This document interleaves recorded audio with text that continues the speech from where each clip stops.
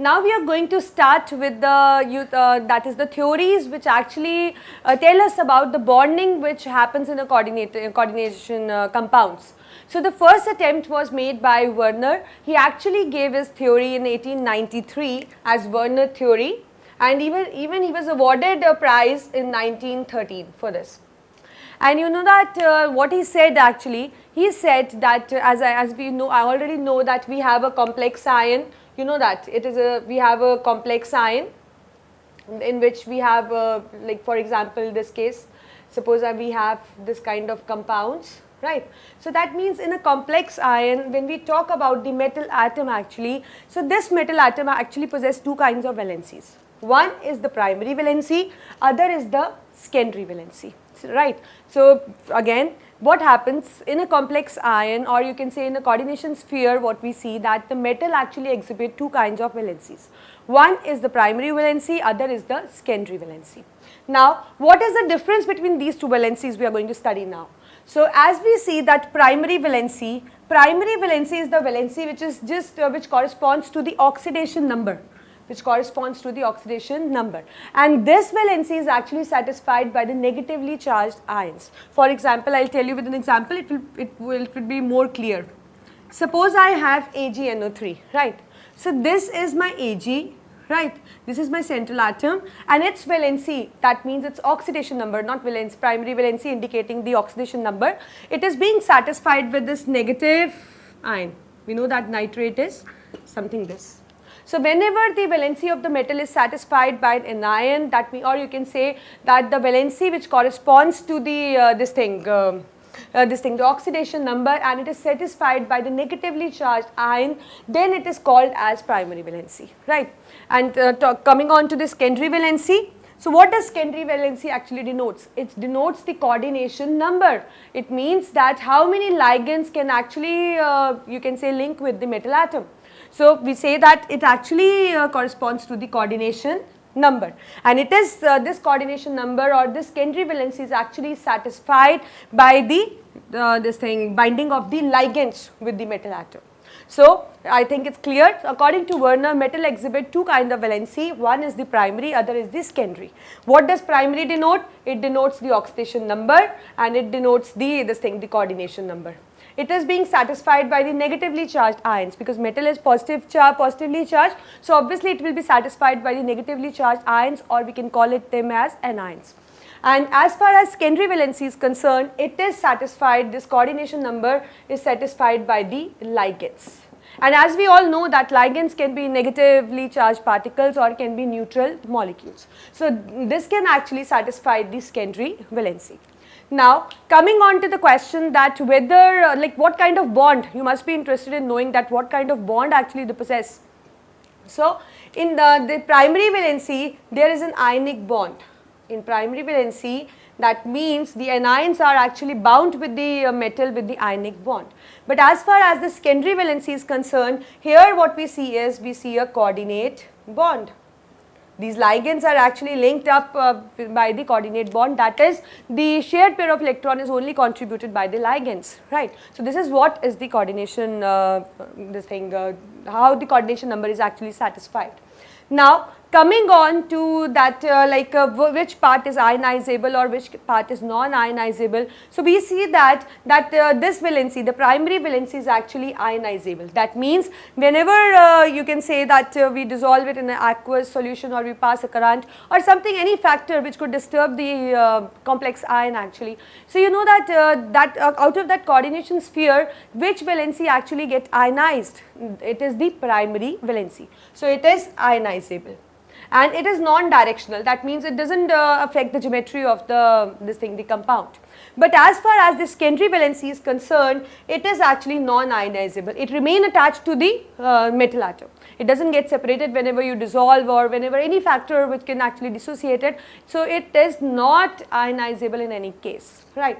But it is directional. That means secondary valencies or you can say that secondary valencies or the ligands are actually present at the fixed position in the space indicating the geometry of the compounds. So secondary valency is actually you can say that it is just helping us in giving the geometry of the compound. So how the geometry is affected now? If the coordination number is 4, the geometry commonly is tetrahedral. If the coordination number is 6, that means coordination number means the number of ligands which are joined. So if the number of ligands which are joined is 6, so they are arranged in a space in a way of octahedral geometry, and if it is 2, obviously it is going to be linear. So this is what how this secondary valency actually satisfy it.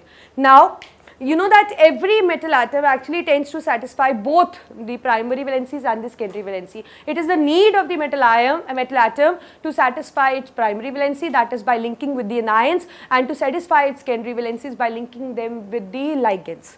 And as both the valencies will be satisfied, they will be actually a stable coordination sphere. Now this is what I wrote here, so I'll just we'll have a quick view on this. So according to Werner theory, the metal has two type of valencies, primary, secondary. Primary indicates the oxidation number, secondary indicates the coordination number. It is satisfied by the anions, it is satisfied by the ligands. Ligands we know that can be ions also and can be neutral molecules also. And as far as their ionizability or non-ionizability is concerned, so it is actually ionizable and it is non-ionizable, but it is non-directional. It does not affect the geometry of the compound, but it obviously affect the geometry of the compound. So we know that every metal tend to satisfy both its valency, and secondary valencies are or you can say ligands are actually directed in space in fixed position, giving rise to a fixed geometry. So this is what is the you can say that Werner was trying to explain that how the coordination compounds are formed. So just let's take an example. Suppose I have this thing COCl3.6NH3. So in this case, you know that the valency of the cobalt is 3 positive, and the primary valency is 3 positive and the secondary valency is 6. That means coordination number is 6 and oxidation number is 3.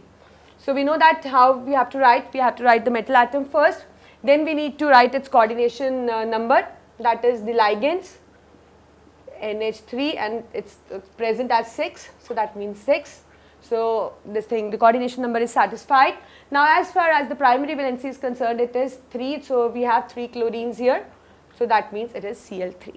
So now let us see that which part is ionizable and which part is non-ionizable. So what happens when what kind of ions do you get? We get this ion and obviously we get this ion. So how many ions do you get when you ionize it? We get only 2 kind of ions. So this indicating the primary valency, as you have seen that it is ionizable, so you have seen that it has formed the ion, but it is non-directional. But this thing, the coordination number, that means the ligands, they are non-ionizable. As you can see, they stay with the metal atom, and it is directional actually. They will be directed in space in the fixed directions, right? So this is what is the primary and the secondary valencies. Now let's take one more example. Let's take this example. So here what do you have? Again this thing, primary valency of cobalt is +3 and the oxidation number, and the coordination number is 6. So here we have 3NH3. So let us put 3NH3 first. But here what we have seen that this is not satisfied, the coordination number is not satisfied. So here you need to put these Cl's included in a coordination number. So that means we will be putting 3Cl. So now the coordination number of cobalt is satisfied. As you can see, 3NH3 and 3Cl, that means comes out to be 6. Now if you ionize this kind of thing, so nothing is going to happen, because you know that the ligands do not get separate. The secondary valencies actually do not leave the metal atom. They are non-ionizable, but they are directional. They will be directed in space in particular directions, giving rise to a geometry. So whenever somebody is going to ask you about the geometry, you should be clear with your answer that the geometry is indicated by the secondary valency, but the oxidation number is indicated by the primary valency. So this is what the Werner actually tried to explain you, that how the bonding is occurring in a coordination compound. So according to him, this was the, you can say, a description that how the bonding is taking place in the coordination compounds.